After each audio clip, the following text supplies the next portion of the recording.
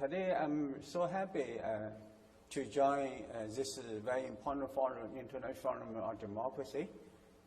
And I think our last speakers, I have learned from their speeches. So today I would like to make 3 points on this subject, on democracy.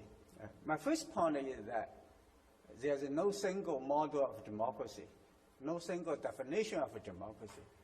I'm a scholar, have been working on research on democracy for decades. And almost every scholar has his or her own definition of democracy. And in the academic circles, we have been talking about, for example, varieties of capitalism. And the British or United States style of capitalism is so different from, for example, like Northern European type of capitalism, or East Asia type of capitalism. I think that's the same as a democracy. Well, even in the West, right? And different countries have different type of democracy. You have a presidential system, you have a parliamentary system. You have like a 2-party system like in the United States, and you have like 6 or even more parties in Germany.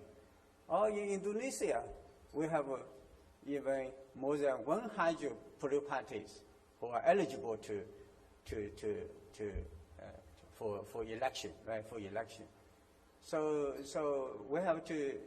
So since modern time, I think all modern democracies are based on their respective civilizations, culture, and national condition. So empirically speaking, and successful democracies are based on their own civilization and culture and the national condition. But the failed states or failed democracies are imported. Many years ago, I read a book authored by a French scholar.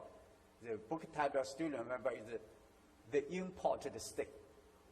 Because, since modern time, many Western countries export their state products like democracy, human rights, and to other countries. And other countries also, whether on volunteer basis or forced to accept those forms of democracy. But their experience is not so good. And many democracies have failed. So we have to take it into consideration. Right? My second point is that there is good democracies and bad democracies. So we have to be very cautious.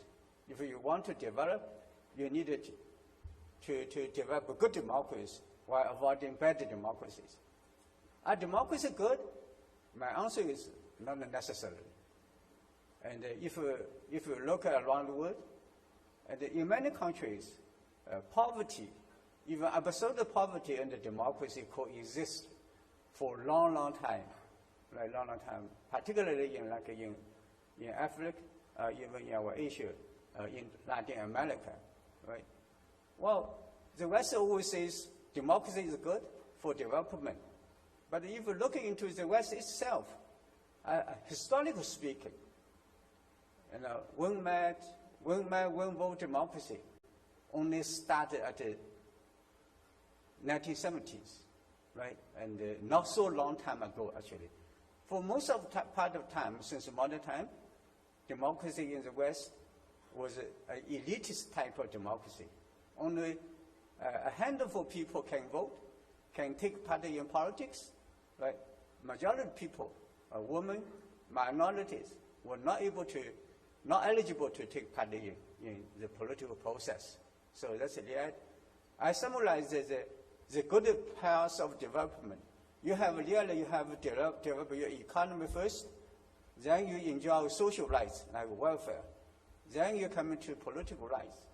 No country so far has realized so-called human rights, many types of human rights simultaneously, right? You have to realize your rights step by step. Economic rights first, then social, then political, right?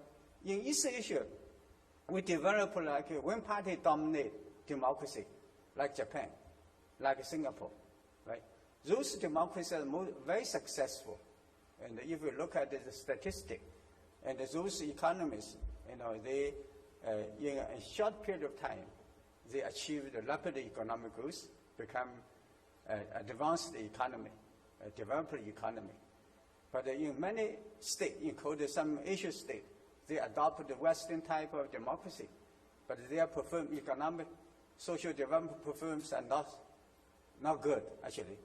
And many countries have fallen into so-called middle-income trap, even with democracy. Like we have seen in Thailand, Malaysia, Indonesia, so many countries. They have regular elections, and they have ever since, the Western element in democracy. But their experience, economic experience, are not so good. So I worked in Singapore for many years with Mr. Lee Kuan Yew. Mr. Lee Kuan Yew rarely talks about Western type of democracy. In fact, he's very critical about Western democracy.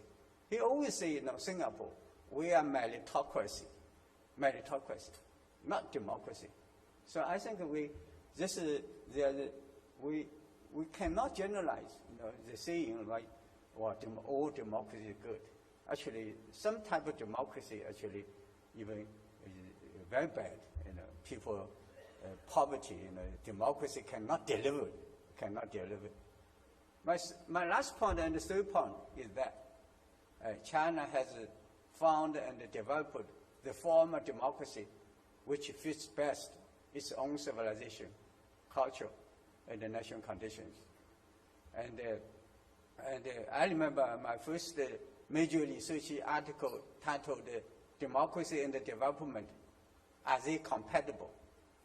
My answer is not, right, as I mentioned last time.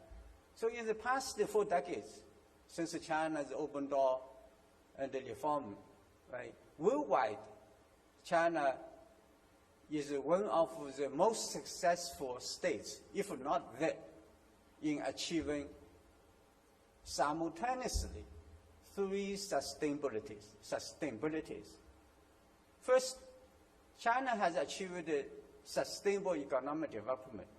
When I was a university student, right, at the Beijing University here, and China was so poor, that time China's per capita GDP was below, less than $300 US. But today, China's per capita GDP is $30,000 US, right, in such a short period of time. And at that time, when I read English literature, there was a term called middle class. I even did not understand what middle class means. I had to check a dictionary. But today, China has like 400 million middle class, right, in such a short period of time. Most importantly, like our last gentleman mentioned, Chinese government, China was able to help more than 800 million people out of absolute poverty. Well, all those figures are really, if you looking into the history of world economic history, all those figures point to all different kinds of miracles, right? So sustainable economic development is very important. Like if you're a Marxist, you believe economy is important, is the base. We have witnessed. If the economy is good, whether you are democracy, non-democracy, people will be happy. If your economic becomes so bad, whether democracy, not democracy, people will not be happy, right? So don't overemphasize this democracy. Second, China has achieved sustainable social stability. That's very important. Well, many Western countries, like the United States, British, right, they also achieved in the past 4 decades, has a reasonable good economic growth, but their society now become unstable.